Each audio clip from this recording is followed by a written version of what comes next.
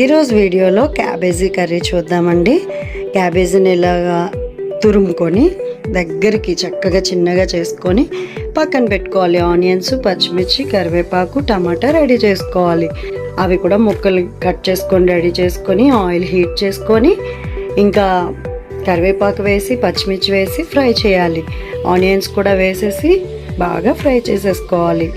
ఇలా ఫ్రై చేసుకొని మరి ఆయిల్లో ఆనియన్స్ బాగా ఫ్రై అయ్యేలాగా వెయిట్ చేయాలి. కొంచెం వెయిట్ చేసాక ఇలాగా బ్రౌనిష్లా వచ్చేటప్పటికి ఈ కట్ చేసి పెట్టుకున్న ఈ యొక్క క్యాబేజీ తురుము కూడా వేసేసుకోవాలి. వేసి బాగా కలుపుకొని మంచిగా మిక్స్ చేసుకొని మూత పెట్టి మగ్గించుకోవాలి.